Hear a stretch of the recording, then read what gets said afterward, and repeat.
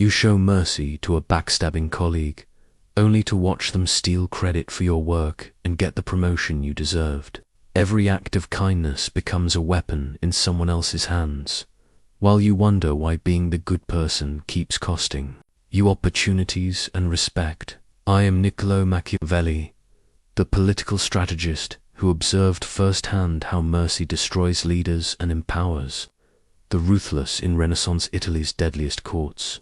What I discovered about the fatal weakness of mercy will transform how you navigate power, competition, and leadership, showing you why compassion without calculation is the fastest path to defeat. The same principles that determined life and death in 16th century politics determine success and failure in today's boardrooms, relationships, and career battles. But first, like this video, subscribe for more uncomfortable truths, and comment below where you're watching from. I want to know which corner of the world is ready to embrace the harsh realities of power. When I first entered the corridors of Florentine power in 1498, I believed, like most young idealists, that good intentions and moral virtue would naturally triumph over base ambition and cruelty. I was appointed second chancellor of the Republic at 29, full of hope that reason and righteousness would guide our city-state to prosperity. How naive I was. My education in the true nature of power began immediately. I watched as our leader, Piero Soderini, consistently chose mercy over decisive action, believing that kindness would inspire loyalty and respect. When rival families plotted against Florence, Soderini pardoned them. When military commanders failed him, he gave them second chances.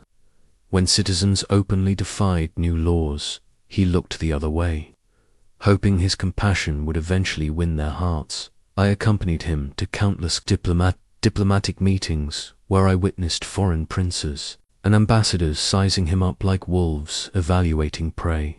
They would test his resolve with small provocations, gauge his reactions to threats, and catalogue every instance of mercy as a future weakness to exploit. In my diplomatic journal, I recorded conversation after conversation where they openly discussed how Soderini's predictable compassion made him easy to manipulate. The turning point came when I observed Cesare Borgia during my diplomatic missions to his court. Here was a man who understood power in its rawest form. Where Soderini agonized over every harsh decision, Borgia acted with swift calculation. Where our leader worried about being loved, Borgia focused on being effective.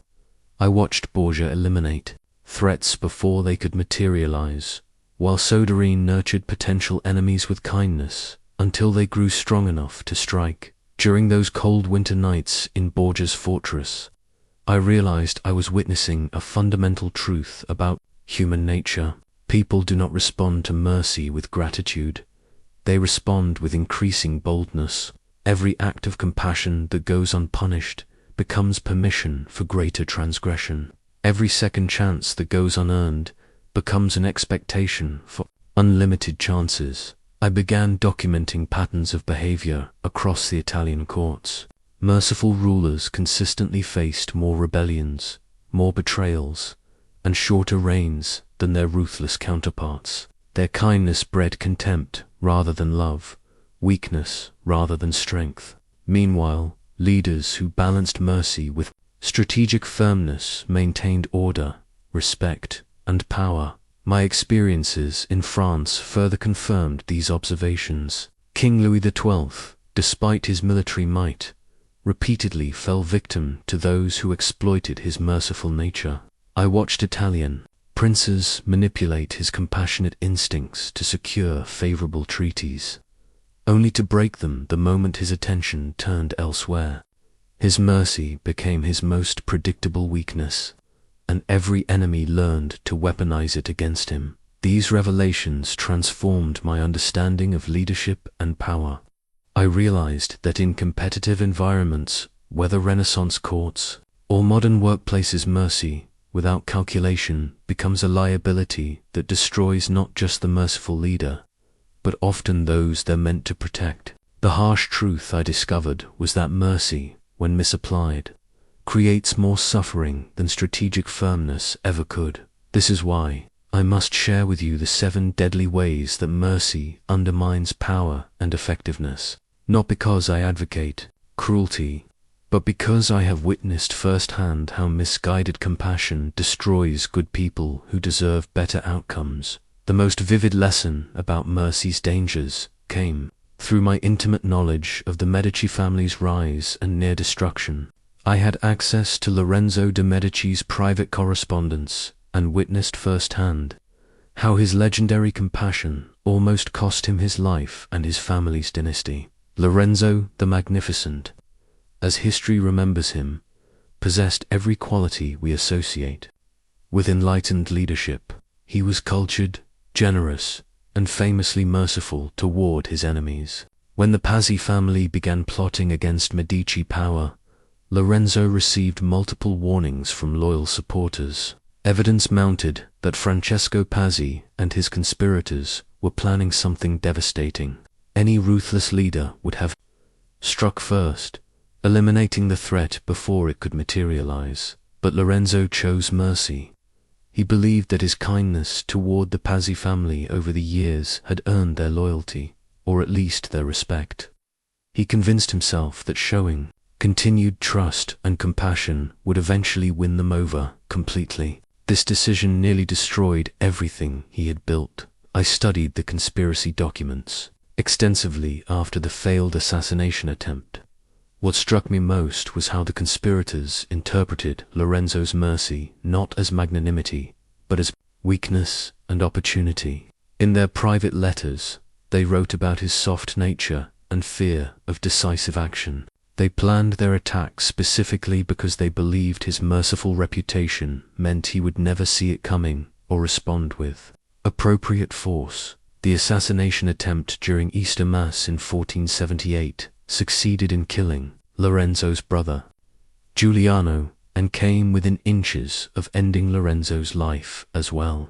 Only luck and the intervention of loyal supporters saved him from the blades meant for his heart. The conspiracy had exploited his merciful nature so effectively that they nearly destroyed the most powerful family in Florence through Lorenzo's own compassion. What followed taught me even more about mercy's true cost. In the aftermath, Lorenzo abandoned his merciful approach and responded with calculated ruthlessness.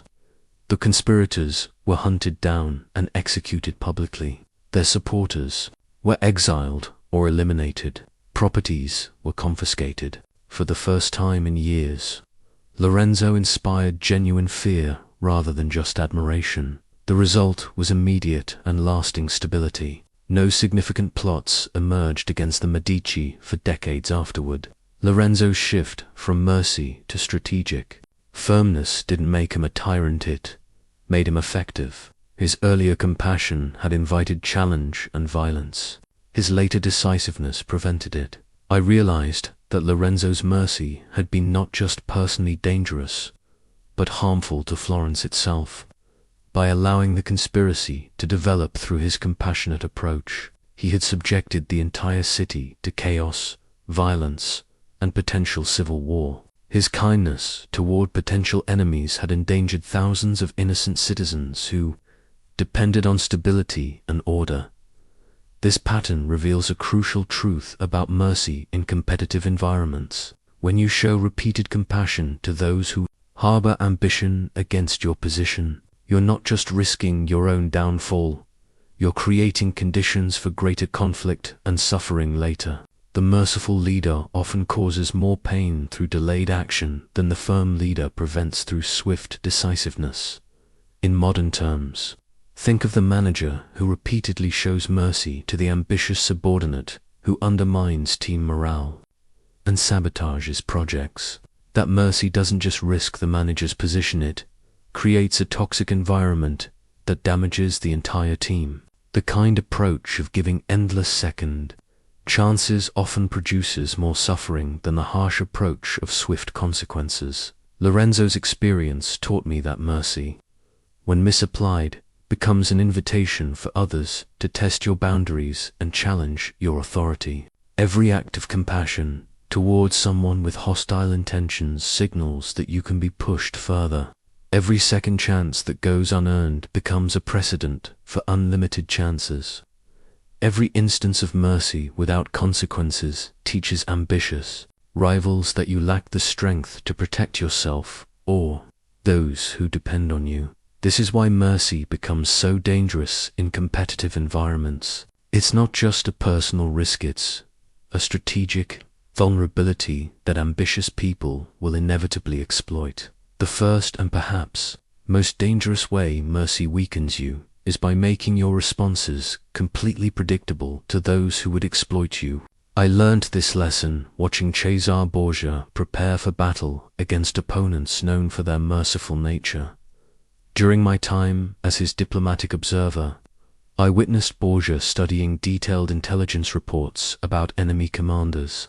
His war council would spend hours analyzing not the opposing army's strength or tactics, but the personal character of their leaders. When they identified a commander known for showing mercy to surrendering enemies, their entire strategy shifted.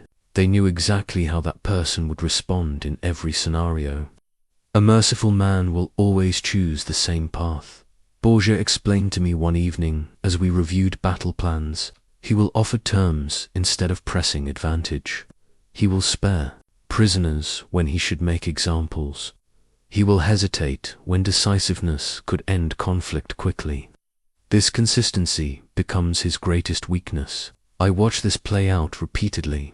Against ruthless opponents, Borgia had to prepare for multiple contingencies because their responses were unpredictable. But against merciful leaders, he could plan with mathematical precision.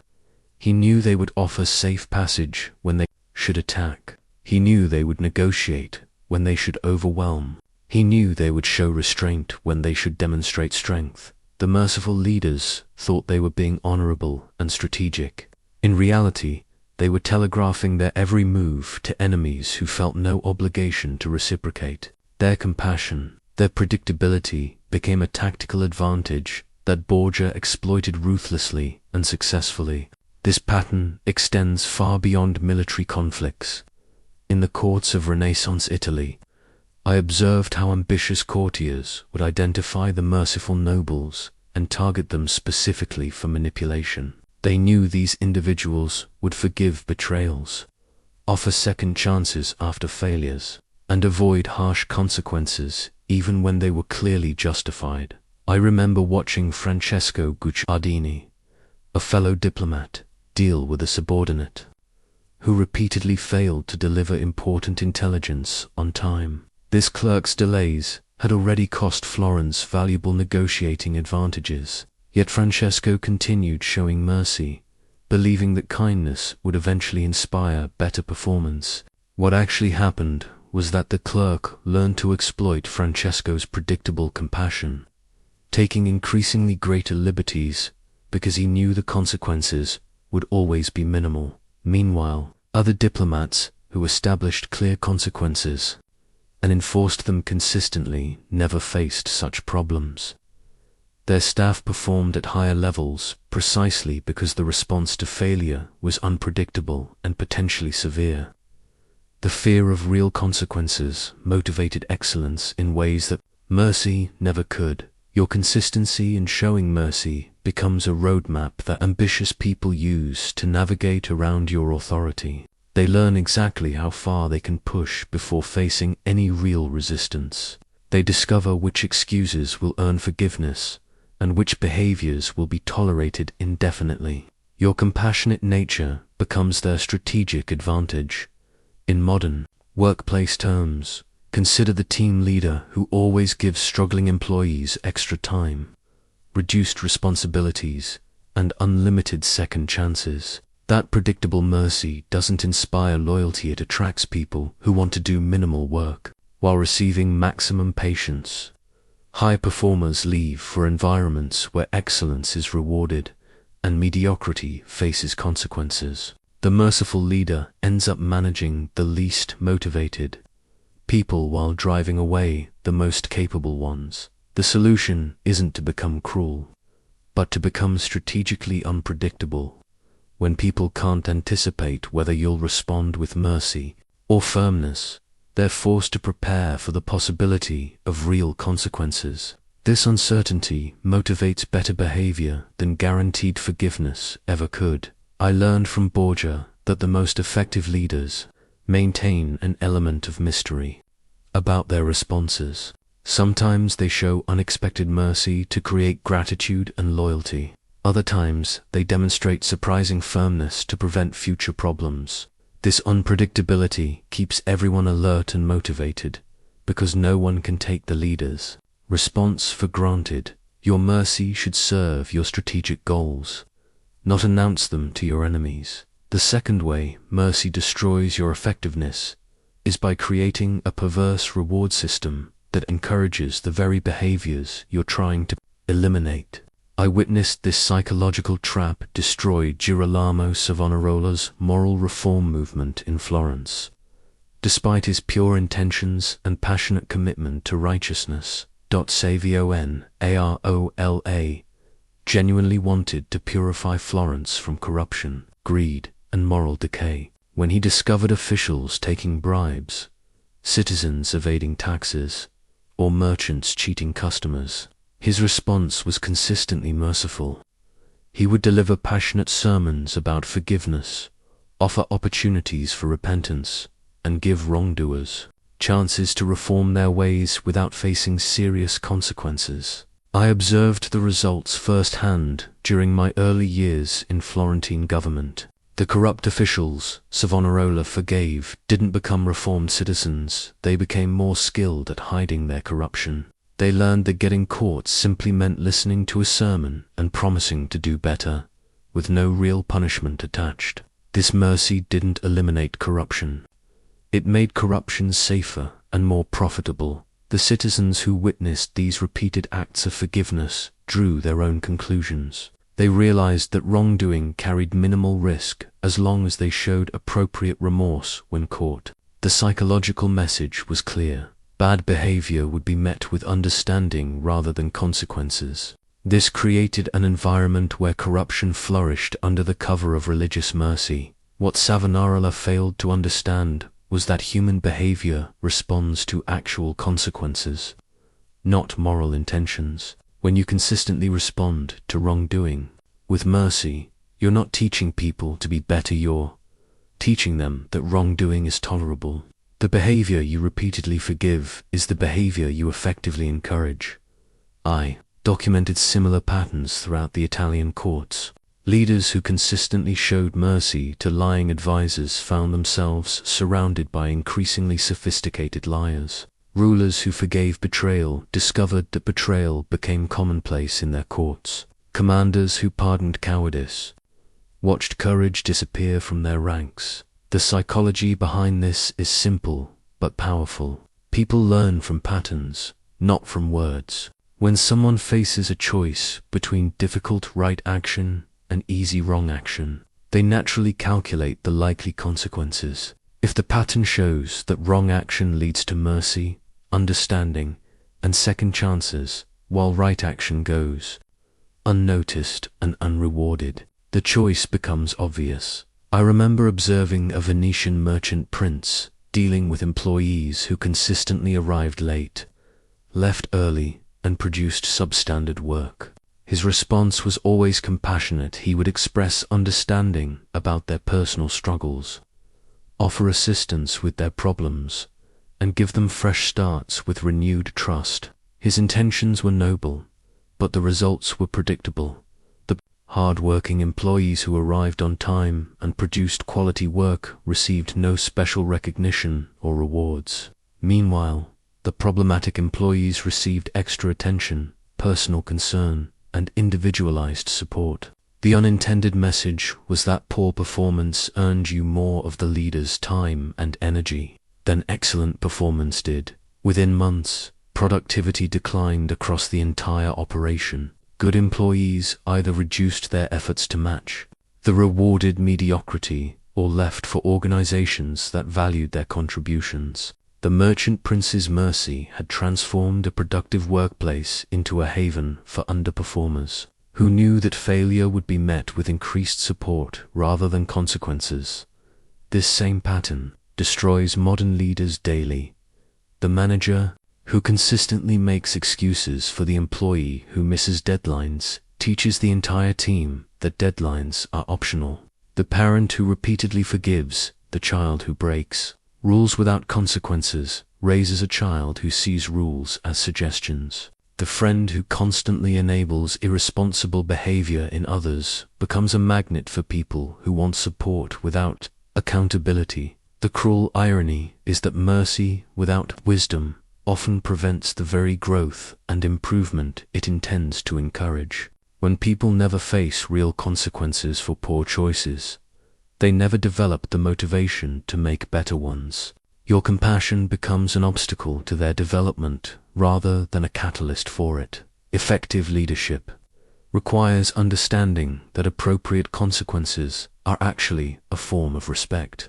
You're treating people as capable of learning and growing rather than as helpless victims who need endless protection from the results of their actions. Strategic firmness communicates that you believe they can do better, while unlimited mercy suggests you don't think they're capable of improvement. The most successful leaders I observed created environments where excellence was rewarded and mediocrity faced appropriate consequences. This wasn't cruelty, was clarity. People performed at higher levels because the reward system supported good behavior rather than enabling poor behavior. When your mercy consistently rewards what you claim to discourage, you become complicit in the very problems you're trying to solve. The third way mercy undermines your power is by broadcasting your vulnerabilities to anyone calculating how to defeat you. I learned this harsh lesson through intelligence networks that operated throughout Renaissance Italy, cataloging every leader's mercy as potential leverage for future exploitation. During my diplomatic missions, I gained access to the secret reports that various courts compiled about their rivals and allies. These documents were chilling in their clinical assessment of human weaknesses. Spies and advisors would meticulously record every instance of a leader showing mercy, noting the circumstances, the recipients, and the resulting outcomes. This information became ammunition for future manipulation. I remember reviewing French intelligence files about Italian princes. They contained detailed profiles noting which leaders could be manipulated through appeals to their compassion, which ones would hesitate before taking decisive action, and which ones could be counted on to choose negotiation over confrontation. Mercy wasn't seen as a noble quality, was catalogued as exploitable weakness. The Duke of Ferrara provided a perfect example. His reputation for clemency toward defeated enemies was well known throughout Italy. When the French needed to neutralize his influence during their Italian campaigns, they didn't plan a military assault or political conspiracy. Instead, they orchestrated a series of situations designed to trigger his merciful instincts and trap him in increasingly compromising positions. They arranged for defeated commanders to appeal directly to his sense of honor and compassion. They created scenarios where showing mercy would seem noble but would actually bind him to disadvantageous agreements. They manipulated his desire to be seen as magnanimous, using his own virtue against his strategic interests. His mercy became the weapon they used to destroy his effectiveness. What struck me most was how systematically ambitious people study and exploit merciful leaders. They learn exactly which emotional appeals will trigger compassionate responses. They discover which types of personal stories will overcome rational judgment. They identify which circumstances will make mercy seem not just appropriate, but morally required. I observed this pattern repeatedly in Florentine politics.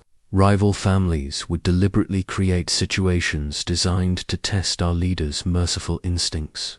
They would send representatives who appeared vulnerable or desperate, knowing that compassionate leaders would offer concessions they would never grant to strong negotiators. They weaponized our virtues against our interests.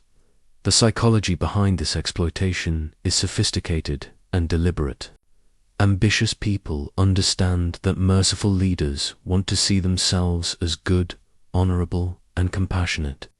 They craft appeals that make refusing mercy feel cruel or dishonorable. They create false dilemmas where the only options seem to be showing mercy or revealing yourself as heartless.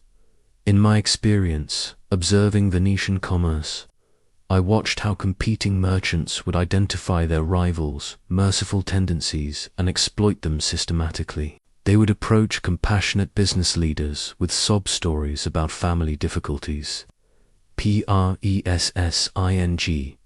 deadlines, or financial hardships. These appeals weren't genuine requests for help.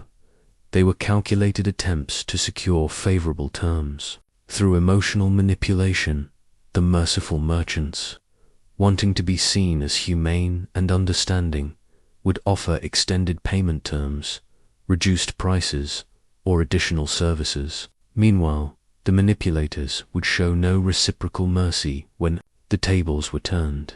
They had identified compassion as a business weakness and exploited it for competitive advantage. This dynamic creates a terrible irony for merciful leaders. Their genuine desire to help others becomes the very quality that attracts people who want to take advantage of them. They become magnets for those who specialize in exploiting kindness, while driving away those who might offer genuine partnership or loyalty. In modern terms, consider the executive who consistently shows mercy to employees who exploit company policies, arrive late, or deliver poor work. Word spreads quickly that this leader can be manipulated through emotional appeals and sob stories. Soon, the most problematic employees gravitate toward this manager's department, while self-motivated professionals seek out leaders who maintain clear standards and expectations. The merciful leader ends up managing an increasingly dysfunctional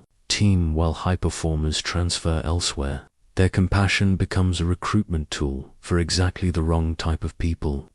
Their virtue transforms into a strategic liability that undermines their ability to achieve results. The most dangerous aspect of this pattern is how it accelerates over time. Each successful exploitation teaches manipulators more about your specific weaknesses. They learn which appeals work best, which timing is most effective, and which circumstances make you most vulnerable to emotional manipulation. Your mercy becomes their specialized expertise. Effective leaders learn to distinguish between genuine need and calculated manipulation. They develop systems for evaluating requests that separate emotional appeals from strategic considerations.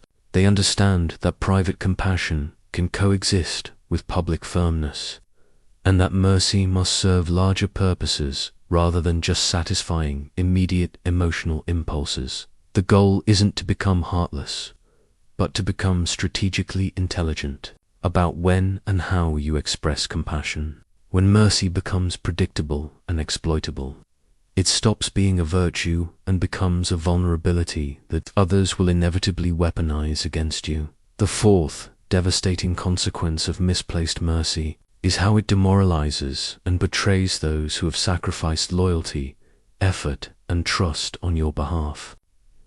I witnessed this tragic dynamic destroy some of the strongest alliances in Renaissance Italy, as merciful leaders inadvertently punished their supporters while rewarding their enemies. The most painful example came during my observation of the Venetian Republic's handling of their military alliances. Venice had cultivated loyal relationships with several smaller city-states, who had risked their own security to support Venetian interests against French expansion. These allies had endured economic hardship, military losses, and political isolation because they trusted Venice's commitment to mutual defense. When the French finally approached Venice seeking peace negotiations, they demanded that Venice abandon these smaller allies as part of any agreement. The Venetian leadership, influenced by merchants who wanted to resume profitable French trade, chose what they saw as merciful pragmatism. Rather than risk continued conflict, they negotiated a separate peace that left their loyal allies exposed and defenseless. I watched the aftermath unfold with growing horror. The abandoned allies weren't just diplomatically isolated, they were systematically destroyed by French forces, who no longer feared Venetian retaliation. The leaders who had risked everything for Venice were killed or exiled. The populations who had supported the alliance faced occupation and punishment. Venice's mercy toward their French enemies became cruelty toward their faithful friends. The psychological impact on Venice's remaining allies was immediate and permanent. They realized that loyalty to Venice meant accepting eventual abandonment when circumstances became difficult. The message was clear. Supporting Venice brought risk and sacrifice, while opposing Venice brought negotiation and favorable terms. Their mercy had inverted every incentive that makes alliances possible. This pattern revealed a fundamental truth about the psychology of loyalty and leadership. When people sacrifice for your cause, whether through hard work, personal risk, or foregone opportunities, they develop expectations about how their loyalty will be valued and protected. When you show mercy to those who oppose you while offering nothing special to those who support you, you're communicating that loyalty is worthless while opposition is rewarded. I observed this dynamic repeatedly in Florentine court politics. Government officials who worked tirelessly to implement difficult policies would watch in dismay as their leaders showed mercy to citizens who openly defied those same policies.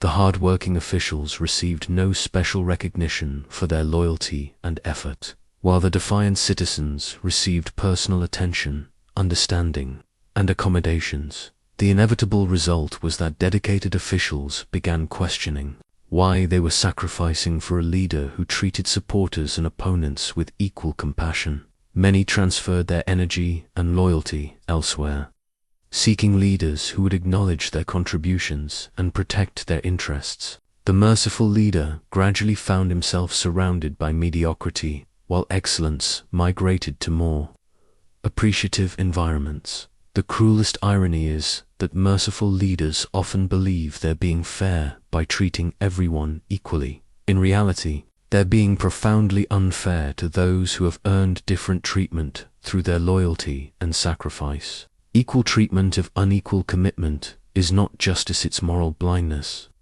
that destroys the foundation of trust and partnership. I remember watching a Milanese duke struggle with this exact dilemma. His most capable generals had spent years building his military reputation through successful campaigns that required personal courage and strategic brilliance.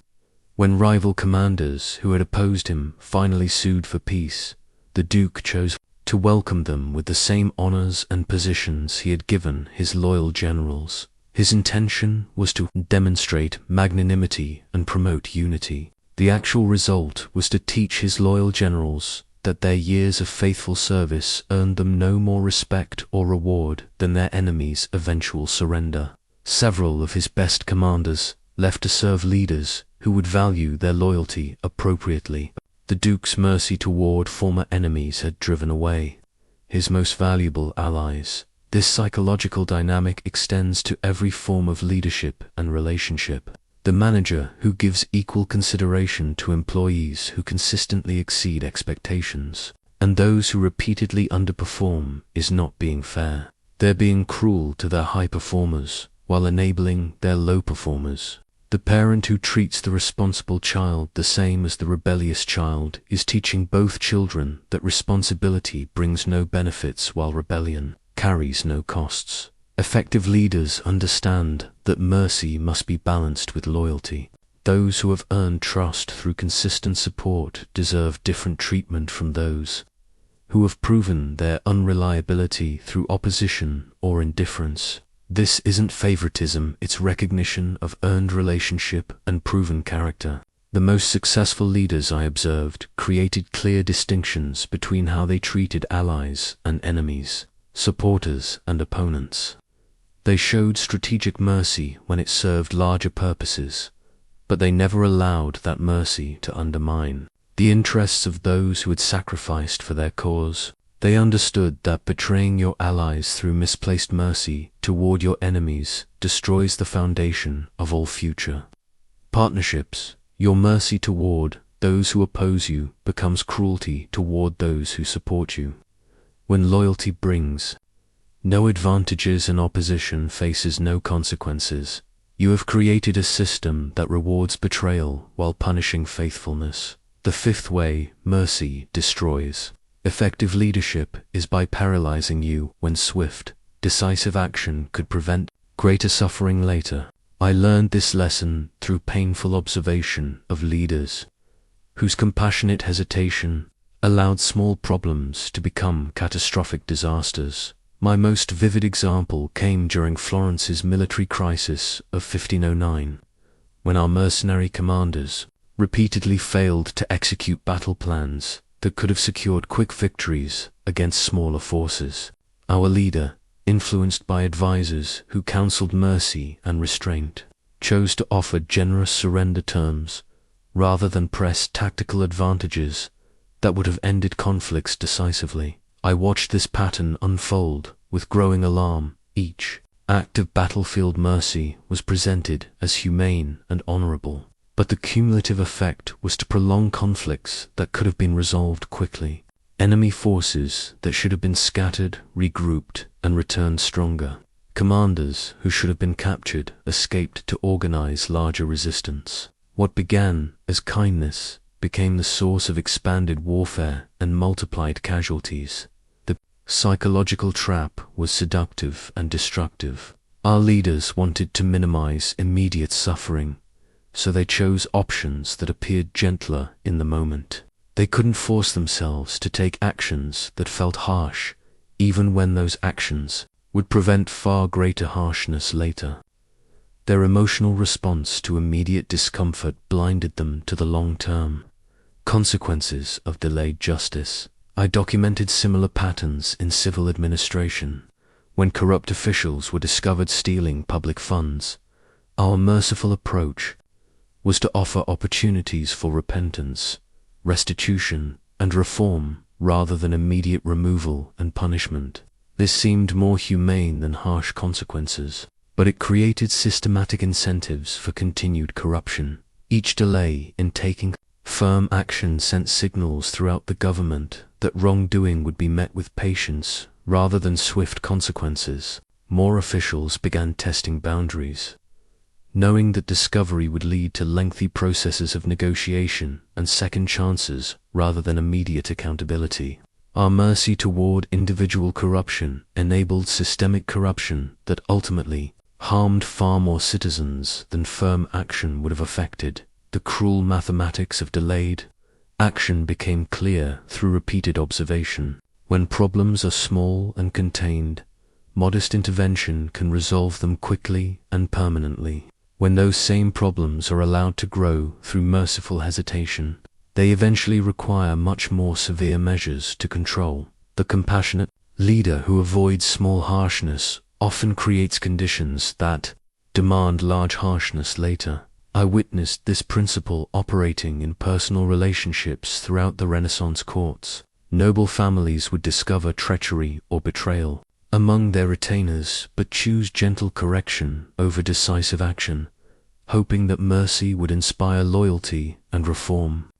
Instead, the lack of immediate consequences taught other retainers that betrayal was tolerable and profitable. When the cumulative betrayals finally forced action, the necessary measures were far more severe than what would have been required. Initially, entire households had to be dismissed, long-standing relationships destroyed, and harsh examples made to re-establish order. The merciful approach that was intended to preserve relationships ultimately required destroying far more relationships than immediate firmness would have affected. This dynamic particularly devastated leaders who prided themselves on being understanding and patient. They would tolerate increasingly serious transgressions, always believing that their compassion would eventually transform problematic people into loyal supporters. Meanwhile, the problems multiplied and spread, requiring ever more dramatic interventions. When action could no longer be avoided, I remember observing a Paduan merchant whose merciful management style nearly destroyed his family business. When employees began stealing inventory, He chose counseling and additional supervision rather than termination. When suppliers started delivering inferior goods, he accepted their excuses and gave them additional chances rather than finding new partners. When customers began defaulting on payments, he extended terms and showed understanding rather than enforcing contracts. His intention was to build a business based on trust, patience, and human dignity. The actual result was to create an environment where exploitation flourished while integrity withered. Honest employees watched thieves receive counseling while they received no special recognition. Reliable suppliers lost business to competitors who offered inferior products with better excuses. Paying customers subsidized defaulters who faced no consequences for their failures. When the business finally faced bankruptcy, the necessary corrections were devastating. Most employees had to be terminated, supplier relationships destroyed, and customer contracts restructured. The merciful approach that was intended to preserve jobs and relationships ultimately eliminated far more jobs and relationships than firm early action would have affected. Modern leaders fall into this same trap constantly. The manager who avoids difficult conversations with underperforming employees allows problems to compound until entire departments need restructuring. The parent who won't enforce boundaries with problematic behavior enables escalation that eventually requires much harsher interventions. The friend who enables destructive patterns in others becomes complicit in the eventual crash that could have been prevented through earlier honesty. Effective leadership requires understanding that appropriate action taken early prevents inappropriate consequences later. The most compassionate choice is often the one that feels harsh in the moment, but prevents greater suffering over time. Mercy without timing becomes cruelty through delay. When your desire to avoid immediate discomfort prevents necessary action, you're not being kind, you're being irresponsible to everyone affected by the problems you're allowing to grow. The sixth way mercy undermines authority is by establishing precedents that bind you to increasingly disadvantageous decisions while emboldening others to test your boundaries ever more aggressively. I witnessed this pattern destroy papal authority during my diplomatic observations in Rome, where well-intentioned clemency created expectations that eventually paralyzed church leadership. Pope Alexander VI initially established a reputation for mercy by pardoning various political offenses and doctrinal disputes that previous popes had punished severely.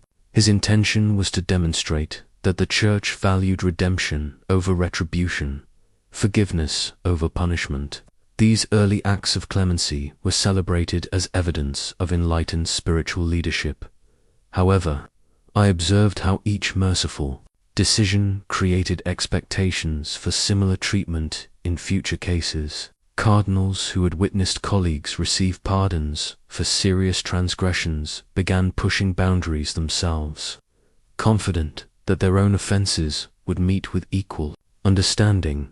Citizens who had seen the Church forgive major violations started treating minor rules as suggestions rather than requirements. The precedent of mercy became a constraint that prevented appropriate responses to escalating problems.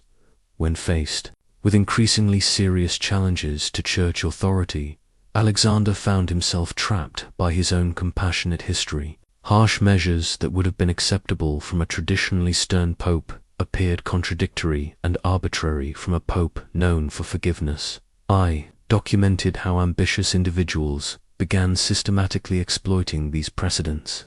They would commit calculated transgressions, knowing that the Pope's merciful reputation made severe consequences unlikely.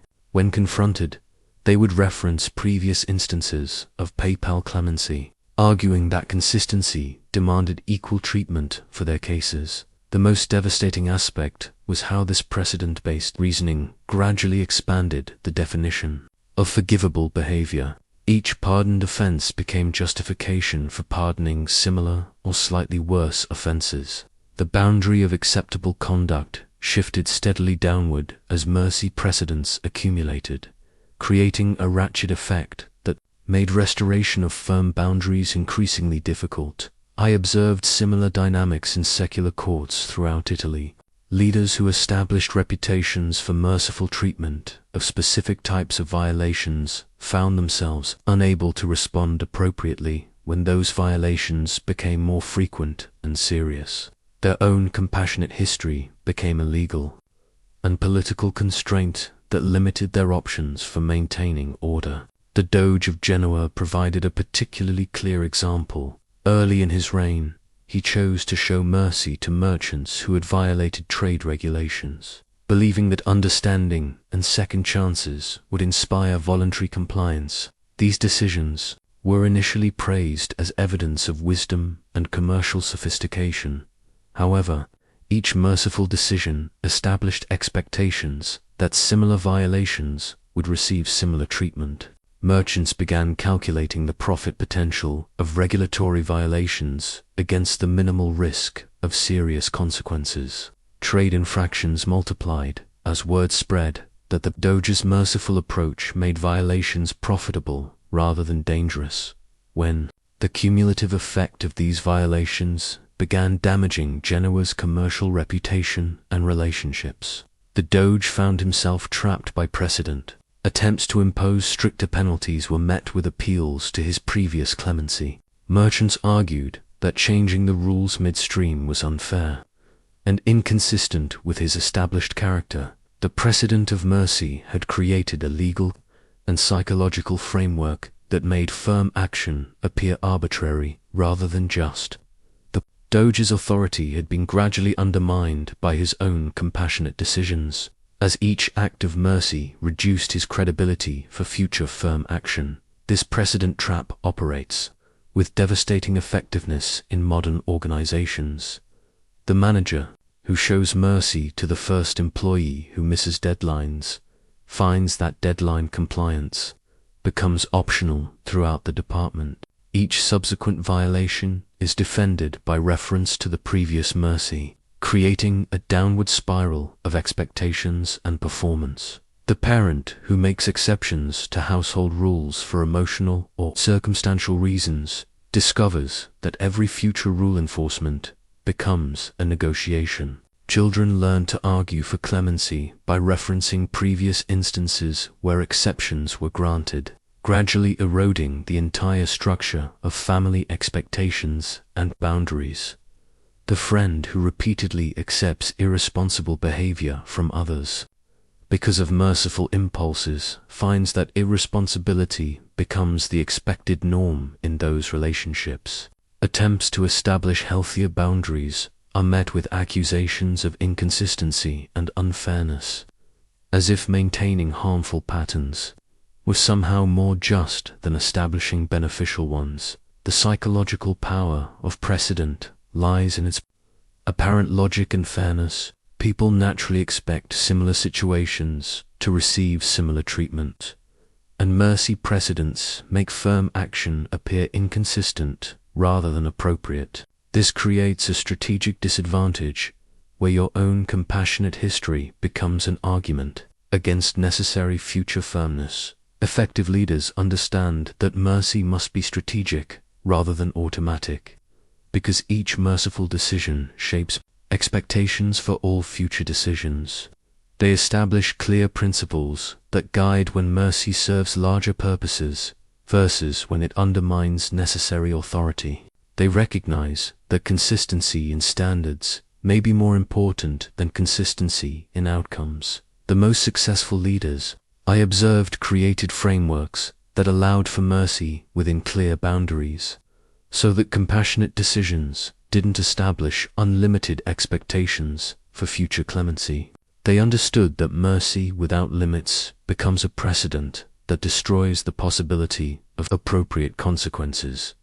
When every act of mercy becomes an argument against future firmness, you have created a system where your compassion gradually eliminates your authority to maintain necessary standards. The seventh, and perhaps most insidious way mercy weakens leadership is by gradually corrupting your ability to assess situations. clearly and make rational decisions based on evidence rather than emotion. I witnessed this psychological deterioration firsthand in Piero Soderini, whose desire to be seen as merciful eventually blinded him to obvious threats and manipulations. Soderini began his leadership of Florence with sharp political instincts and clear strategic thinking. He could accurately assess ally and enemy motivations, calculate risks and benefits, and make difficult decisions based on objective analysis. However, as he cultivated a reputation for mercy and compassion, something dangerous began happening to his mental processes. I observed how his desire to justify merciful decisions started affecting his interpretation of intelligence reports and diplomatic communications, when evidence suggested that certain allies were betraying Florentine interests. Soderini would focus on ambiguous details that supported more benign interpretations. When warnings came about potential threats, he would emphasize uncertainties that made harsh responses seem premature. The psychological mechanism was subtle but devastating. Because Soderini wanted to be merciful, he unconsciously began filtering information in ways that made mercy appear more reasonable and necessary. He developed what I came to recognize as mercy bias, a systematic distortion of perception that supported compassionate decisions, regardless of their strategic wisdom. This bias manifested in several dangerous ways. First, Soderini began giving disproportionate weight to information that portrayed potential enemies in sympathetic terms, while discounting evidence of their hostile intentions. Second, he started interpreting ambiguous actions in the most charitable possible light, even when context suggested more threatening meanings. Third, he began accepting explanations and excuses at face value without applying the skeptical analysis that had previously protected Florence's interests. I documented specific instances where this corrupted judgment led to disastrous decisions. When Cesare Borgia requested passage through Florentine territory, claiming peaceful intentions, all available intelligence suggested this was preparation for conquest. However, Soderini focused on Borgia's diplomatic assurances and expressions of friendship, convincing himself that mercy and trust would inspire reciprocal goodwill. The result was that Florence inadvertently facilitated Borgia's military positioning for an attack that nearly succeeded. Soderini's merciful interpretation of obviously threatening behavior had blinded him to strategic reality. His desire to be compassionate had corrupted his ability to assess threats accurately and protect his people effectively. What made this pattern particularly dangerous was how it accelerated over time. Each merciful decision that led to negative consequences required more elaborate rationalization to maintain Soderini's self-image as a wise and compassionate leader. He couldn't admit that his mercy had been misplaced without questioning his entire approach to leadership, so he developed increasingly sophisticated ways to reinterpret evidence and justify continued compassion. I watched him explain away betrayals as misunderstandings, dismiss clear threats as misinterpreted communications, and rationalize obvious exploitation as temporary confusion that would resolve through continued patience. His judgment became progressively more distorted as he protected his merciful self-concept from contradictory evidence. The cognitive bias created by the desire to be merciful extends far beyond political leadership. I observed similar patterns in merchants who wanted to believe in their customers' honesty, military commanders who wanted to trust their subordinates' reports, and family leaders who wanted to see the best in problematic relatives. In each case, the emotional investment in being seen as trusting and merciful gradually corrupted the person's ability to assess information objectively. They developed selective attention that highlighted evidence supporting merciful interpretations while minimizing evidence suggesting that firmness was necessary. Their good intentions became the source of poor decisions that harmed everyone involved. The Venetian banking houses provided particularly clear examples of this psychological corruption. Loan officers who prided themselves on understanding and compassion toward borrowers gradually developed assessment processes that emphasized hopeful possibilities rather than realistic probabilities. They wanted to believe that mercy would inspire responsibility, so they unconsciously adjusted their evaluation criteria to support more lenient lending decisions. The inevitable result was increased default rates as genuinely risky borrowers received approval based on optimistic rather than realistic assessments. The merciful loan officers had corrupted their professional judgment through emotional bias, harming both their institutions and the borrowers who received loans they couldn't realistically repay. Modern leaders fall into this same psychological trap regularly. The manager who wants to believe that problem employees will improve begins interpreting mediocre performance as progress and concerning behavior as temporary setbacks. The parent who wants to trust a problematic child starts accepting obvious lies as possible truths and clear manipulation as legitimate need. The friend who wants to maintain a relationship with an unreliable person develops elaborate explanations for repeated disappointments rather than acknowledging the pattern of behavior. Their desire to be understanding and forgiving corrupts their ability to see situations clearly and make decisions that serve everyone's long-term interests. The most insidious aspect of this judgment corruption is how it feels virtuous and noble. The merciful leader believes they're being wise, patient, and compassionate when they're actually being naive, enabling, and ultimately harmful. Their self-image as a good person becomes dependent on maintaining mercy, even when mercy no longer serves good purposes. Effective leadership requires the intellectual honesty to separate your desire to be merciful from your assessment of when mercy serves or harms larger goals. The most successful leaders I observed maintained clear boundaries between their emotional preferences and their strategic analysis, ensuring that their compassionate impulses didn't corrupt their ability to see reality accurately. When your desire to be merciful begins affecting your interpretation of evidence and your assessment of situations, you have allowed virtue to become a source of blindness that serves neither your interests nor the interests of those you lead.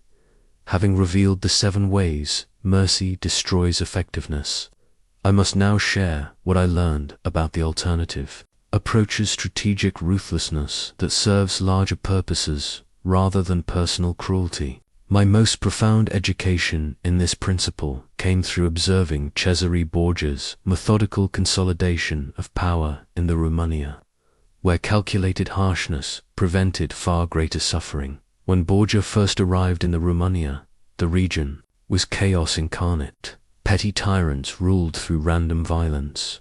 Citizens faced daily uncertainty about their safety and property, and commerce had virtually collapsed due to constant warfare between rival factions. The merciful approach would have been to negotiate with existing powers, seeking gradual reform through patience and diplomacy. Instead, Borgia chose what appeared to be the harsh path, but proved to be the merciful one. He systematically eliminated the petty tyrants who had terrorized the population, not through random violence, but through calculated precision. Each execution served a specific strategic purpose, removing a source of chaos, sending a clear message about new standards, or eliminating someone whose continued existence would require ongoing conflict. I watched this unfold with fascination. An initial horror. Borgia would identify leaders whose removal would create maximum stability with minimum ongoing violence. He would execute these operations swiftly and publicly, ensuring that everyone understood the new rules and consequences. What seemed like cruelty was actually surgical precision designed to prevent the chronic violence that had plagued the region for decades. The results were remarkable and immediate. Citizens who had lived in constant fear began reopening businesses. Trade routes that had been abandoned due to banditry became safe again. Families that had fled the region started returning. The calculated harshness had created conditions for peace and prosperity that years of merciful negotiation had failed to achieve. Borgia's approach revealed a crucial distinction that merciful leaders often miss: the difference between cruelty and effective firmness. Cruelty involves inflicting unnecessary suffering for personal satisfaction or to demonstrate power. Strategic ruthlessness involves accepting necessary harshness to prevent greater suffering and achieve beneficial outcomes. Key insight was timing and calculation. Borgia concentrated his harsh measures into a brief, intensive period, rather than allowing them to spread over years of chronic conflict. He made examples that were severe enough to establish new norms without requiring constant repetition. His ruthlessness was strategic rather than emotional, surgical rather than sadistic. I observed him personally during the famous incident at Senegalia, where he eliminated several rival commanders who had been plotting against him. A merciful leader would have tried to win them over through negotiation and concessions, creating an ongoing security threat and encouraging other potential conspirators. Borgia chose swift elimination that ended the threat permanently and discouraged future conspiracies. What impressed me most was how he combined this strategic harshness with genuine care for his subjects' welfare. The same man who would execute treacherous subordinates without hesitation would also invest heavily in infrastructure, fair legal systems, and economic development. His ruthlessness served mercy rather than replacing it. This principle applies powerfully to modern leadership challenges. The executive who swiftly terminates employees who consistently undermine team morale may seem harsh, but they're actually being merciful to the productive employees who were suffering under toxic conditions. The parent who enforces firm consequences for dangerous behavior may appear strict, but they're preventing greater harm to the child and family. The manager who quickly addresses performance problems through clear expectations and swift consequences creates a more merciful environment than the one who allows chronic dysfunction to demoralize entire departments. Strategic firmness prevents the accumulated suffering that results from avoiding necessary decisions. Borgia taught me that the most merciful leaders are often those willing to accept short-term responsibility for harsh decisions that create long-term, beneficial outcomes. They understand that avoiding immediate discomfort often creates chronic suffering for everyone involved. Their ruthlessness serves compassionate purposes rather than selfish ones. The psychological strength required for this approach is considerable. It means accepting that others may see you as harsh or unfeeling when you're actually serving their long-term interests. It requires the courage to make decisions based on outcomes rather than appearances, effectiveness rather than popularity. I learned that strategic ruthlessness requires 3 essential elements: clear purpose that serves beneficial goals, precise targeting that affects only what's necessary, and definitive action that resolves problems permanently rather than temporarily. Without these elements, firmness becomes mere cruelty that serves no constructive purpose. The Borgia method showed me that true leadership sometimes requires the strength to be temporarily hated for decisions that ultimately benefit everyone affected. The leader who lacks this strength becomes complicit in ongoing suffering through their inability to take necessary action when circumstances demand it. When strategic ruthlessness serves merciful purposes, it becomes the highest form of responsible leadership, the willingness to bear personal cost for others' benefit, even when those others may not initially understand or appreciate the sacrifice involved. While I have shown you the dangers of mercy, I must also reveal when mercy becomes a powerful strategic tool rather than a weakness, when it serves calculated purposes rather than emotional impulses. My observations of Lorenzo de' Medici's later career, after he learned from the Pazzi conspiracy, demonstrated how mercy could be weaponized for strategic advantage. Following his near assassination, Lorenzo developed what I came to recognize as strategic mercy, compassion that served specific political and psychological purposes, rather than simple emotional responses. He began using mercy as a tool of statecraft, calculating when forgiveness would create greater loyalty than punishment, when clemency would demonstrate strength rather than weakness. I documented one particularly brilliant example when Lorenzo dealt with a minor conspiracy among Florentine nobles who had been influenced by papal agents to undermine Medici authority. Traditional response would have been either harsh punishment or merciful forgiveness. Instead, Lorenzo chose a third path that demonstrated the sophisticated use of mercy as power. He publicly pardoned the conspirators in a ceremony that emphasized his magnanimity and their dependence on his grace. However, he simultaneously restructured their economic relationships with the Medici Bank, making their continued prosperity dependent on maintaining loyalty. He showed mercy in the form that created maximum psychological impact, while ensuring that practical incentives aligned with his interests. The result was that the pardoned conspirators became some of his most vocal supporters, not because they loved him, but because their public redemption story made opposing him tantamount to demonstrating ingratitude and poor character.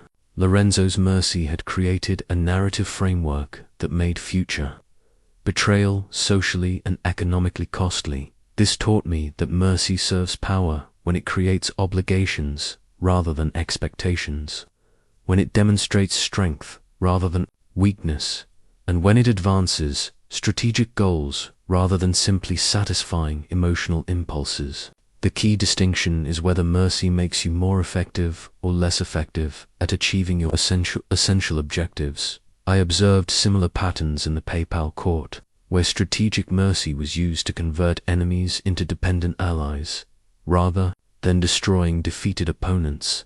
Sophisticated papal leaders would offer redemption that came with clear strings attached. The mercy was genuine but instrumental, serving larger purposes than simple forgiveness. Pope Julius II provided an excellent example during his campaigns to restore papal authority. When rebellious cardinals sued for peace after military defeats, he didn't simply forgive them or simply punish them. Instead, he offered carefully calibrated mercy that required specific demonstrations of loyalty and service. Their redemption became contingent on actively supporting papal interests rather than simply avoiding opposition. This approach created a class of supporters whose public commitment to papal authority was stronger than that of many originally loyal cardinals, because their redemption narrative required them to be visibly and enthusiastically supportive. Their mercy had become a form of strategic bondage that served papal power more effectively than punishment would have accomplished. The psychology behind strategic mercy is sophisticated and powerful. When you offer carefully calculated clemency to defeated opponents, you create several advantageous dynamics simultaneously. First, you demonstrate that opposing you doesn't necessarily lead to destruction, which reduces the desperation that makes enemies most dangerous. Second, you create obligations and dependencies that bind former opponents to your success. Third, you establish a narrative of your own magnanimity that enhances your reputation for wisdom and strength. However, strategic mercy requires precise calculation and clear boundaries.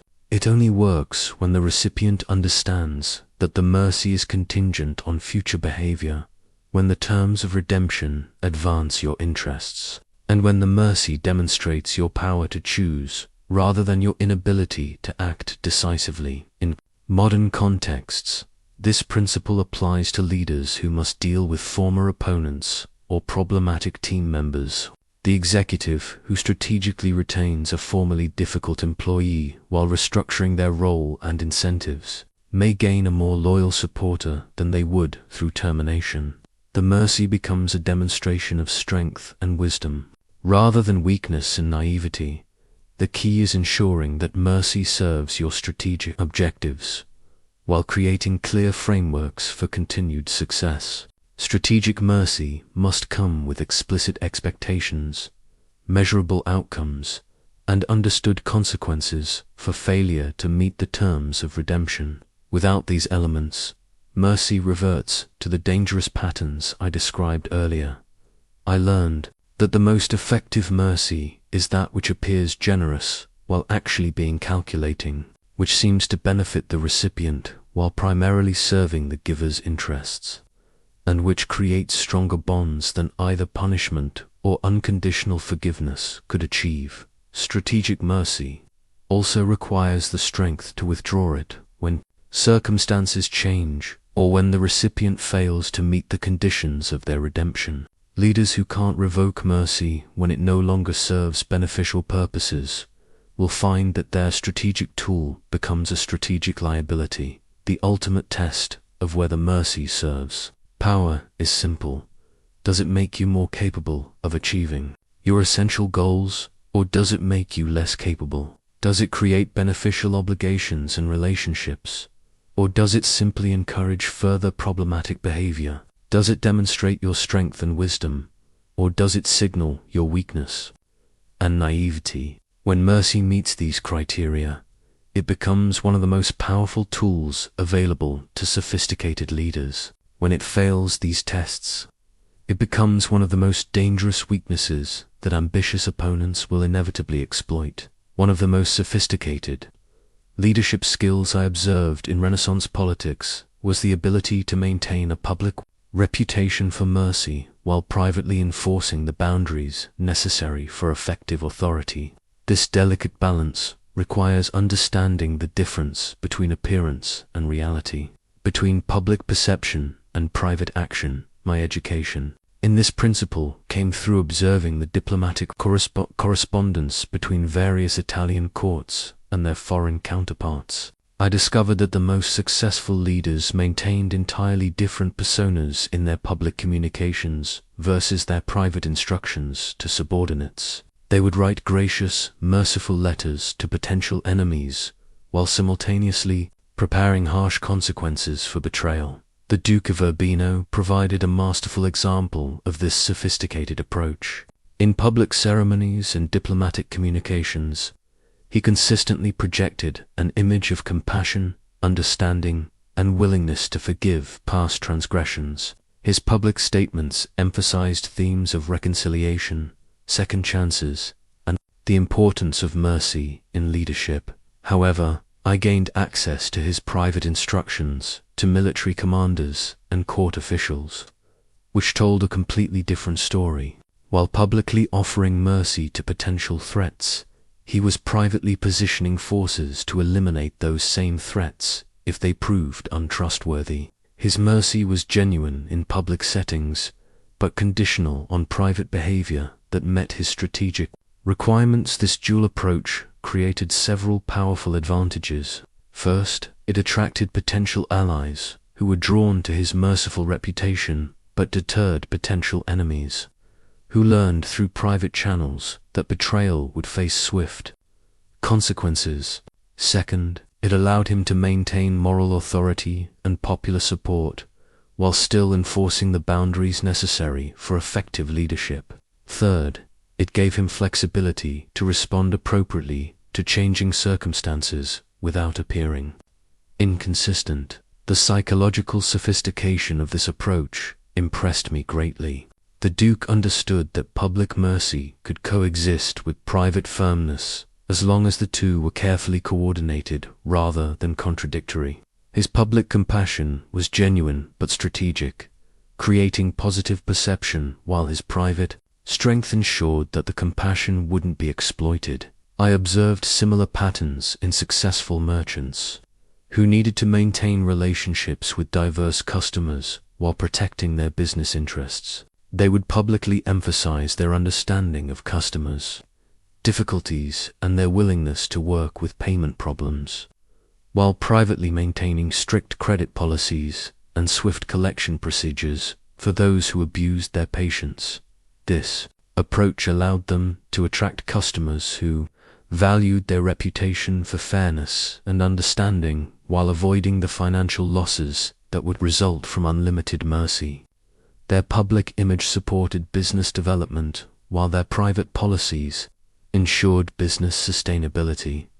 The key insight was that appearances and actions could serve different but complementary purposes as long as they were coordinated intelligently. Public mercy that wasn't backed by private strength would invite exploitation, while private strength without public mercy would create unnecessary enemies and resistance. The most successful practitioners of this art developed sophisticated communication systems that allowed them to project different messages to different audiences simultaneously. They would ensure that their merciful reputation reached those who needed to be attracted or reassured, while their firm boundaries reached those who needed to be deterred or controlled. Pope Leo X demonstrated this principle brilliantly during his negotiations with various European powers. His public communications emphasized his desire for peace, reconciliation, and mutual understanding. He would write letters expressing sympathy for his opponents' positions and willingness to find mutually beneficial solutions to conflicts. Meanwhile, his private communications with military allies and financial supporters revealed detailed preparations for war, strategic positioning of resources, and clear plans for eliminating threats that couldn't be resolved through negotiation. His mercy was real but conditional, available to those who met his terms, but not extended to those who proved themselves untrustworthy. This dual approach allowed him to maintain moral authority and popular support while still protecting papal interests effectively. Those who responded positively to his merciful overtures received genuine forgiveness and favorable treatment. Those who attempted to exploit his apparent compassion discovered that private consequences were swift and severe. In modern terms, this principle applies to leaders who must balance team morale with performance standards, customer satisfaction with business viability, or family harmony with necessary boundaries. The effective leader learns to communicate compassion and understanding publicly while maintaining clear expectations and consequences privately. The key is ensuring that your private strength supports rather than contradicts your public mercy. Your compassionate reputation must be backed by the capability and willingness to enforce boundaries when necessary. Without this backing, your merciful image becomes a liability that attracts exactly the wrong kind of attention and behavior. This approach requires careful management of information flow and relationships. You must ensure that your merciful reputation reaches those who will respond positively, while your firm boundaries reach those who need to understand the consequences of exploitation. This often means developing different communication channels and relationships for different purposes. The ultimate goal is to create an environment where mercy is appreciated and reciprocated, because people understand that it exists within a framework of strength and clear expectations. This combination of public compassion and private firmness often produces better results than either pure mercy or pure strength could achieve alone. When you master the art of appearing merciful while staying strong, you gain the benefits of both approaches while avoiding the weaknesses of either extreme. Perhaps the most crucial lesson for leaders who recognize they have undermined their authority through misplaced mercy is how to rebuild respect and effectiveness without appearing weak or inconsistent. I learned this difficult art through observing Pope Julius II's remarkable transformation from a leader who had lost credibility through excessive clemency to one who commanded absolute respect throughout Europe.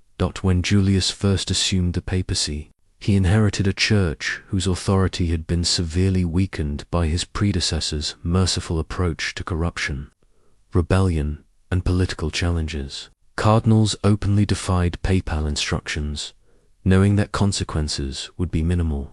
Secular rulers ignored church positions, confident that diplomatic protests would be followed by eventual accommodation rather than serious retaliation. The new pope faced a delicate challenge. He needed to re-establish papal authority without appearing arbitrary, inconsistent, or tyrannical. Simply reversing previous merciful policies would create confusion and resentment. Maintaining those policies would perpetuate the weakness that was destroying church effectiveness. Julius needed a strategy that would restore respect while maintaining legitimacy. His approach was methodical and brilliant. Rather than dramatically announcing new policies, he began by quietly identifying the most egregious examples of behavior that had been tolerated under his predecessor. He focused on cases where the misconduct was so obvious that firm action would appear not as harshness, but as appropriate justice that had been too long delayed. I documented his handling of Cardinal della Rovere, who had been openly selling church positions and embezzling funds, while counting on papal mercy to protect him from consequences. Instead of immediately ordering arrest or excommunication, Julius first gathered overwhelming evidence and built support among other cardinals who had been damaged by della Rovere's behavior. When Julius finally acted, the consequences were swift and severe, but they were presented not as a change in papal policy, but as long overdue justice for behavior that should never have been tolerated. The other cardinals supported the action because it protected their interests and restored institutional integrity. Julius had re-established firm boundaries, while appearing to restore proper order rather than impose arbitrary harshness. The psychological impact was immediate and powerful. Other potential misconduct simply disappeared as clergy realized that the new pope's approach was fundamentally different from his predecessors. Julius had signaled that mercy would no longer be automatic or unlimited without having to explicitly announce this change or justify previous inconsistencies. His success came from understanding that rebuilding authority after mercy mistakes requires framing firm action as restoration rather than innovation, as justice rather than harshness, and as protection of legitimate interests rather than arbitrary power. The most effective approach focuses on the most obvious cases where firm action serves widely recognized beneficial purposes. I observed similar patterns in secular courts, where leaders needed to recover from mercy-induced weakness. The most successful employed what I came to think of as graduated firmness, beginning with cases where strong action was most obviously justified, and gradually expanding their willingness to enforce boundaries as their credibility was re-established. The Doge of Venice demonstrated this principle when he needed to rebuild commercial authority after years of merciful policies had encouraged widespread violation of trade regulations. Rather than suddenly cracking down on all violations, he focused initially on cases involving fraud against foreign merchants' behavior that threatened Venice's international reputation and everyone's prosperity. When he imposed severe penalties for these violations, the merchant community supported the action because it protected their collective interests. This success gave him credibility to address domestic violations more firmly, as people had seen that his tough stance served beneficial rather than arbitrary purposes. His authority was rebuilt incrementally through consistently justified actions. The key insight is that rebuilding respect after mercy mistakes requires patience and strategic thinking. You cannot simply reverse course overnight without appearing inconsistent and losing different credibility. Instead, you must demonstrate through actions that your new firmness serves legitimate purposes and protects important interests. This process typically involves 3 phases. First, identifying cases where firm action is most obviously justified and beneficial. Second, taking decisive action in those cases while clearly communicating the principles being protected. Third, gradually expanding your willingness to enforce boundaries as people recognize that your firmness serves constructive rather than destructive purposes. Modern leaders facing similar challenges can apply these same principles. The manager who has lost credibility through excessive tolerance of poor performance needs to begin by addressing the most egregious cases where firm action will be supported by the entire team. The parent who has undermined authority through inconsistent rule enforcement should start by firmly addressing behaviors that clearly harm family well-being. The friend who has enabled destructive patterns in relationships needs to begin setting boundaries around the most obviously harmful behaviors, gradually expanding their willingness to enforce healthy limits as people recognize that the boundaries serve everyone's interests rather than just personal preferences. Recovery from mercy mistakes requires accepting that rebuilding respect is a process rather than an event. It demands the patience to start with obvious cases and the persistence to gradually expand your enforcement of necessary boundaries. Most importantly, it requires the wisdom to frame firm action as service to beneficial principles rather than expressions of personal frustration or arbitrary power. When you rebuild authority thoughtfully and gradually, you can recover from mercy mistakes without losing the legitimate benefits of compassionate leadership. One of the most crucial yet overlooked aspects of maintaining effective leadership is cultivating advisors who will challenge your merciful impulses when they threaten strategic objectives.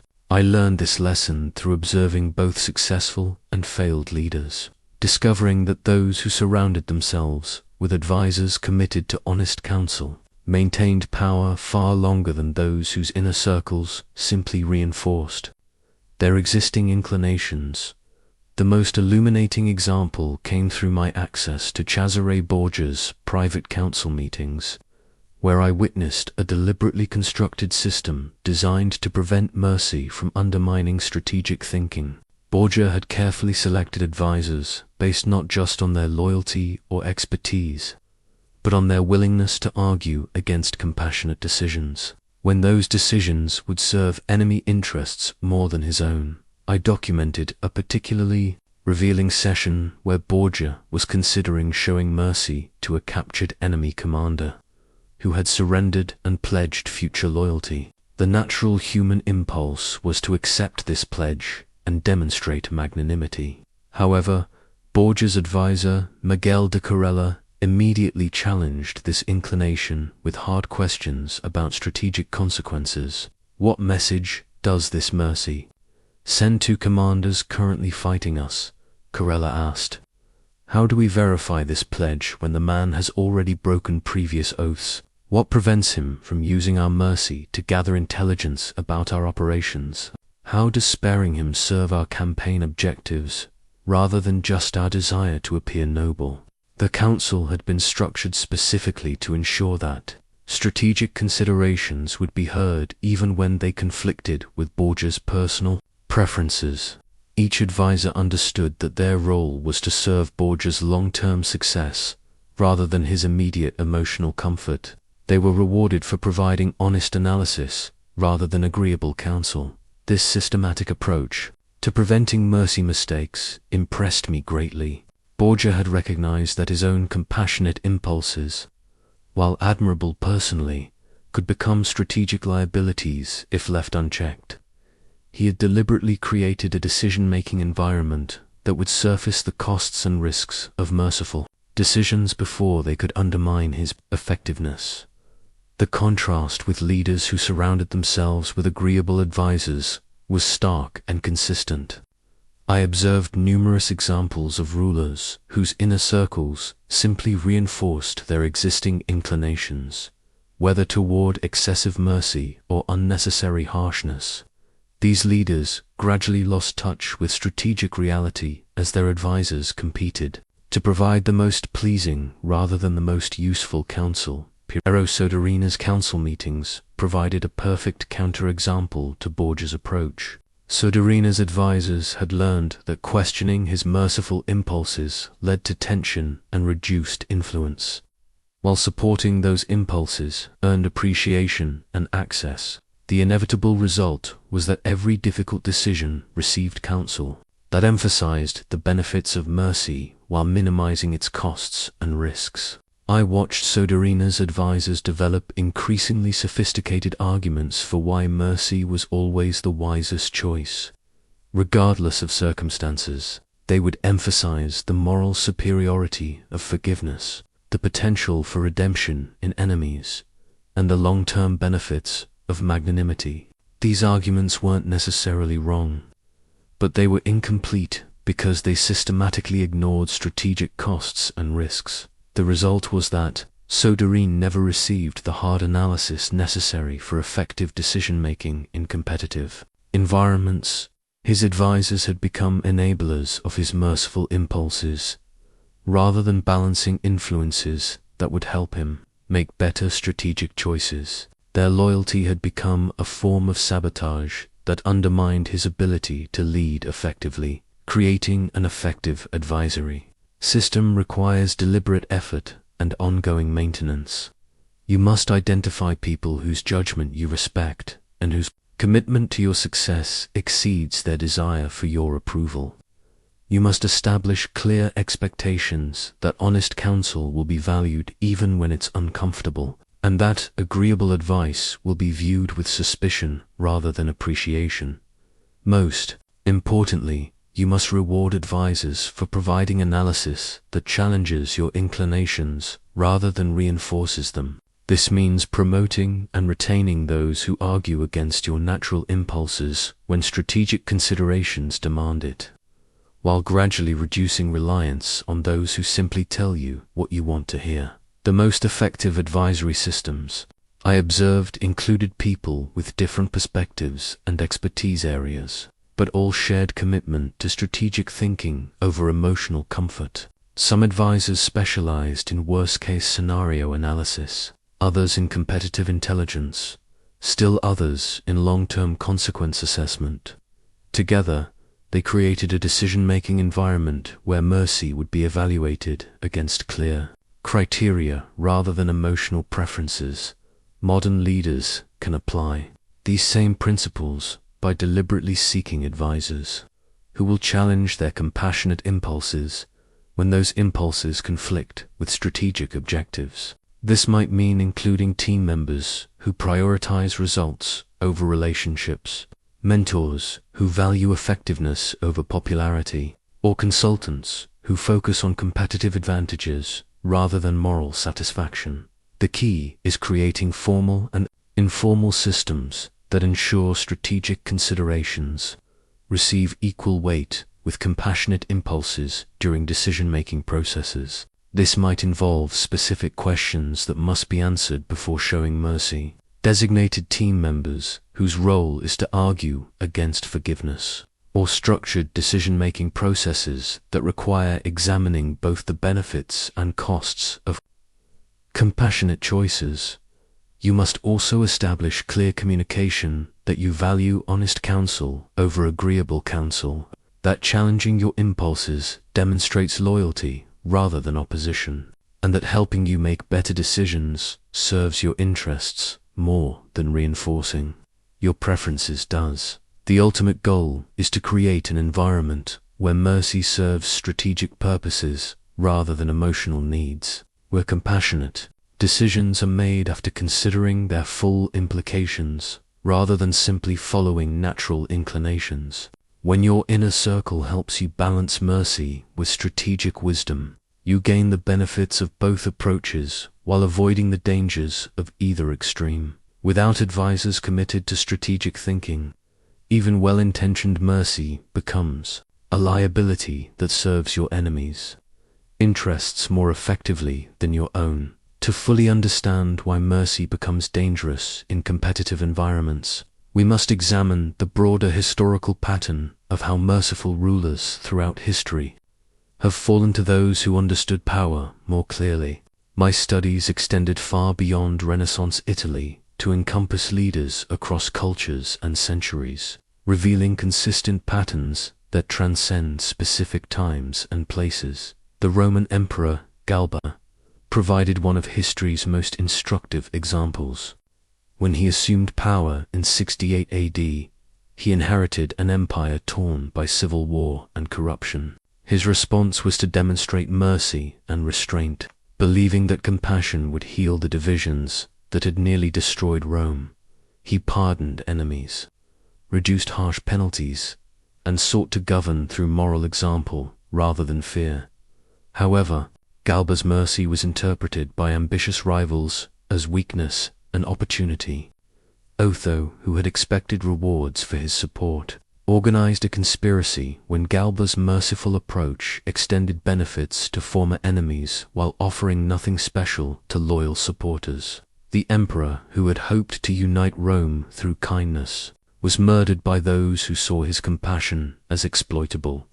Vulnerability. The pattern repeated with devastating consistency across different cultures and eras. In medieval France, King Louis IX's saintly mercy toward rebellious nobles created cycles of rebellion that plagued his entire reign. His consistent forgiveness taught ambitious lords that opposing royal authority carried minimal risk, while supporting it brought no special benefits. Each pardoned rebellion encouraged the next, as mercy became predictable weakness rather than inspiring loyalty. Similarly, in medieval England, Henry VI's merciful nature contributed directly to the Wars of the Roses that devastated the kingdom. For decades, his inability to take decisive action against ambitious nobles who challenged royal authority created a power vacuum that invited civil war. The king's compassion toward his enemies became cruelty toward his subjects, who suffered through years of conflict that firm early action could have prevented. The Chinese Tang dynasty provided another compelling example through Emperor Zhuan's later reign. His initial success had come through balanced firmness and strategic mercy, but as he aged, he became increasingly reluctant to take harsh action against corruption and rebellion. His growing mercy toward problematic officials and generals created the conditions for the An Lushan rebellion, which nearly destroyed the Tang dynasty and killed millions of people. What struck me most forcefully was how these merciful leaders often caused more suffering through their compassion than ruthless leaders inflicted through their harshness. Their inability to take necessary action when problems were small allowed those problems to grow into catastrophes that required far more severe measures to resolve if they could be resolved at all. The psychological pattern was remarkably consistent across cultures and centuries. Merciful leaders would convince themselves that their compassion was morally superior to their predecessors' or competitors' firmness. They would interpret initial positive responses to their mercy as validation of their approach, failing to recognize that ambitious people were simply learning to exploit their predictable weakness. Each historical example revealed the same fundamental error. These leaders failed to understand that mercy without the capability and willingness to enforce boundaries becomes an invitation for others to test those boundaries. Their compassion signaled that they could be pushed, manipulated, and ultimately defeated by those who understood power dynamics more clearly. The most tragic aspect of these historical failures was how preventable they were. In each case, the merciful leader had advisors who warned about the dangers of unlimited compassion, intelligence reports that revealed how enemies were interpreting their mercy as weakness, and early examples of how their approach was being exploited. However, their commitment to being seen as good and compassionate prevented them from adjusting their approach when evidence contradicted their assumptions. Modern leaders face identical challenges in corporate, political, and personal environments. The manager who consistently shows mercy to disruptive employees creates the same dynamic that destroyed historical rulers, sending signals that boundaries can be pushed without consequences. The political leader who always seeks compromise with those who exploit good faith creates the same vulnerabilities that led to historical catastrophes. The parent who cannot enforce necessary boundaries with manipulative children recreates the same pattern that has undermined authority throughout history. The friend who enables destructive behavior in others through unlimited understanding follows the same path that has led to relationship destruction across cultures and generations. The historical pattern reveals that mercy becomes dangerous when it operates without strategic thinking, when it prioritizes immediate emotional comfort over long-term beneficial outcomes, and when it fails to distinguish between those who deserve compassion and those who exploit it. Effective leadership requires learning from these historical failures rather than repeating them. The lesson is not that mercy is always wrong, but that mercy without wisdom, boundaries, and strategic thinking serves enemies more effectively than friends. History's merciful leaders fell not because they were evil, but because they were naive about human nature and power dynamics in competitive environments. When you study these historical patterns, you realize that avoiding their mistakes isn't just about personal success. It's about preventing the suffering that inevitably follows when merciful impulses override strategic necessities. The most compassionate choice is often the one that feels harsh in the moment but prevents greater harm over time. Now that you understand both the dangers of mercy and the principles of strategic firmness, you need a practical framework for making better decisions in the competitive situations you face daily. Based on my years of observing effective and ineffective leaders, I offer you a system for what I call calculated compassion, mercy that serves strategic purposes while maintaining necessary boundaries. The foundation of this approach requires asking yourself 3 essential questions. Before any merciful decision, does this mercy serve my strategic objectives or simply my emotional preferences?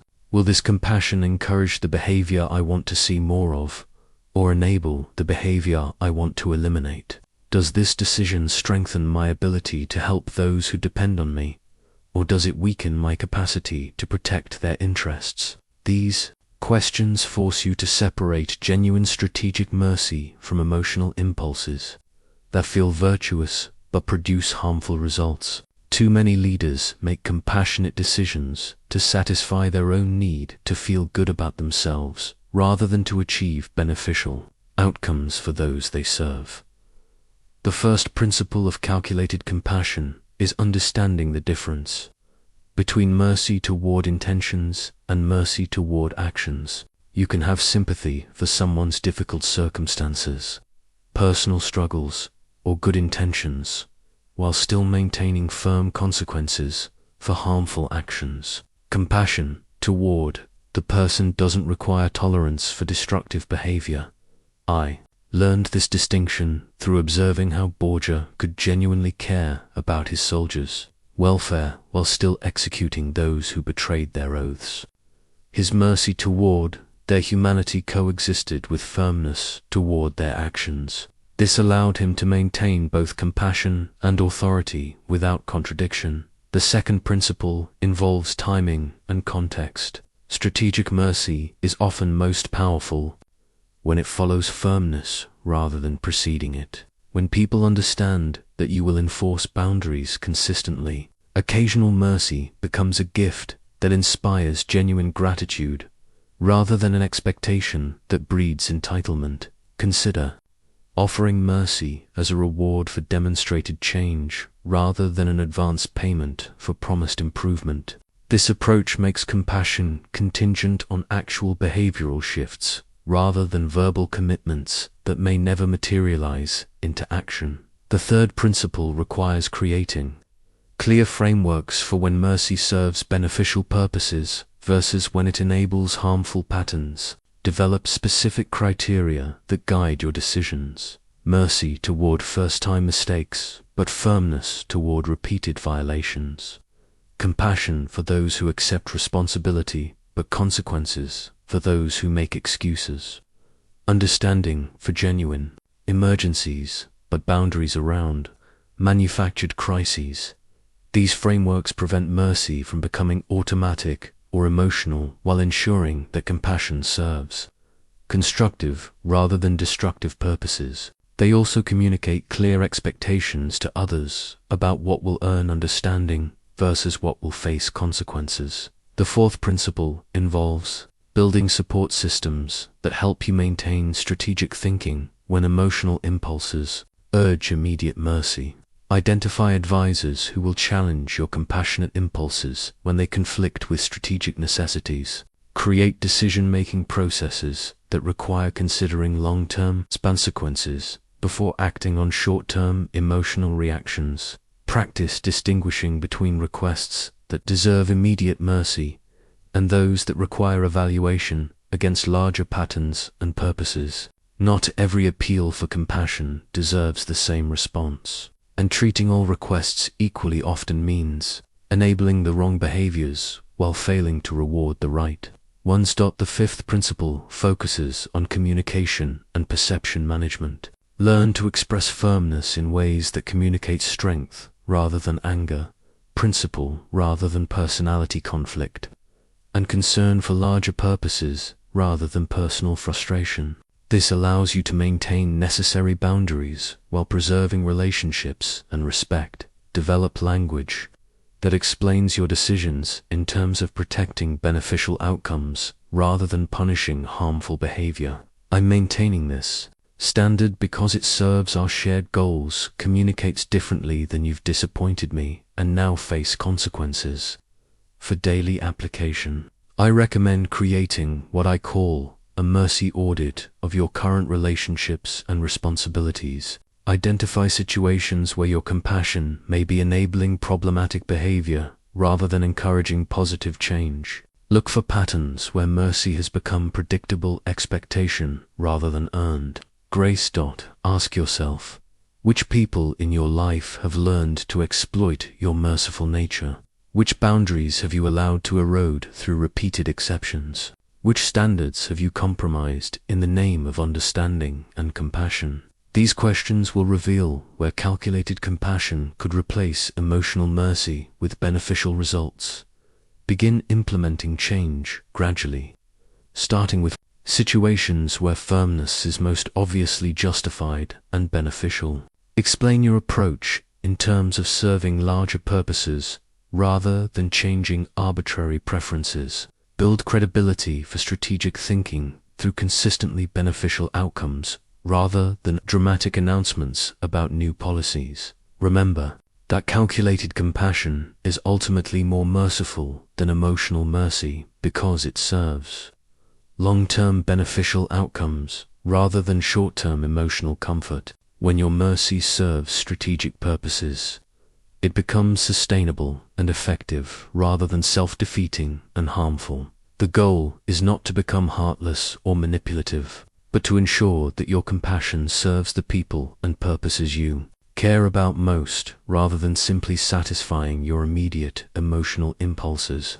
When mercy becomes strategic rather than automatic, it transforms from a liability into one of your most powerful tools for creating beneficial outcomes in competitive environments. As I conclude these lessons about mercy's dangers and strategic alternatives, I must share with you the most personal and important warning from my lifetime of observing power.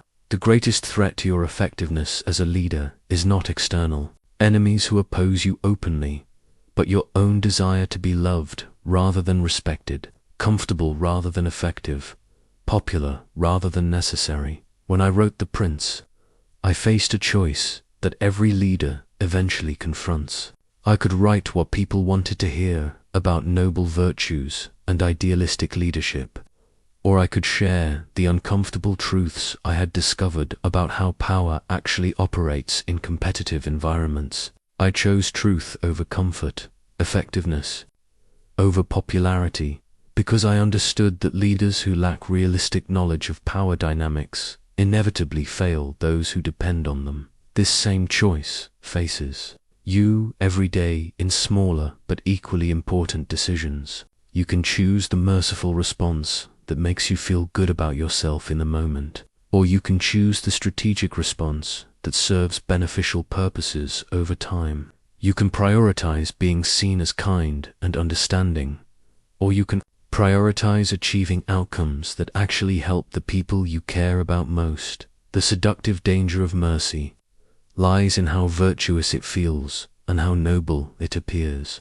When you show mercy, you can tell yourself that you're being a good person, a compassionate leader, someone who cares about others' welfare. These feelings are psychologically satisfying and socially rewarded, which makes mercy addictive in ways that strategic thinking never becomes. However, I have shown you through historical examples and personal observation that mercy without strategic thinking often produces results that are the opposite of compassionate. The merciful leader who enables destructive behavior causes more suffering than the firm leader who prevents it. The understanding manager who tolerates poor performance creates more problems for good employees than the demanding manager who maintains high standards. Your mercy becomes cruelty when it serves your emotional needs rather than others' beneficial outcomes. Your compassion becomes selfishness when it prioritizes your comfort over their long-term welfare. Your understanding becomes enabling when it rewards the behavior you claim to want. Eliminated. The hardest lesson I learned through my diplomatic career was that effective leadership often requires accepting responsibility for decisions that others may criticize or misunderstand. You must be willing to be temporarily disliked for choices that serve long-term beneficial purposes. You must have the strength to enforce necessary boundaries, even when enforcement makes you appear harsh to those who don't understand the larger context. This doesn't mean becoming cruel or heartless. It means becoming strategically intelligent about when mercy serves beneficial purposes and when it enables harmful patterns. It means developing the emotional maturity to separate your desire to feel good about yourself from your responsibility to achieve good outcomes for others. The most profound insight from my years of observation is that the leaders who achieved the most genuinely beneficial results were often those who were willing to accept personal unpopularity in service of larger purposes. They understood that being loved and being effective are often incompatible goals, and they chose effectiveness because they cared more about outcomes than appearances. These leaders didn't enjoy making hard decisions or enforcing difficult boundaries. They accepted these responsibilities because they understood that avoiding necessary harshness in the moment often requires much greater harshness later. They chose strategic firmness not because they were cruel, but because they were intelligent about the long-term consequences of their choices. As you go forward, remember that your character will be tested not by how you handle easy decisions where mercy and strategy align, but by how you respond when compassion and effectiveness conflict. In those moments, your choice reveals whether you serve your own emotional comfort or others' genuine welfare. The world needs leaders who understand that true compassion sometimes requires unpopular decisions, that genuine caring sometimes demands firm boundaries, and that strategic thinking often serves merciful purposes more effectively than emotional mercy serves itself. I have given you the tools to become such a leader. You now understand how mercy can weaken you and how strategic thinking can strengthen your ability to serve beneficial purposes. You know the difference between mercy that enables and mercy that empowers, between compassion that helps and compassion that harms. Use this knowledge wisely. Let it guide you toward decisions that serve long-term beneficial outcomes rather than short-term emotional satisfaction. Become a leader who has the strength to be temporarily misunderstood in service of ultimately beneficial purposes. The choice is yours, but the consequences extend far beyond yourself to everyone who depends on your effectiveness, wisdom, and strength. Choose with full understanding of what mercy costs and what strategic thinking achieves. Choose with commitment to outcomes rather than appearances, effectiveness rather than comfort, truth rather than pleasant illusions. History will judge you, not by how merciful you appeared, but by how beneficial your leadership proved to be for those you served.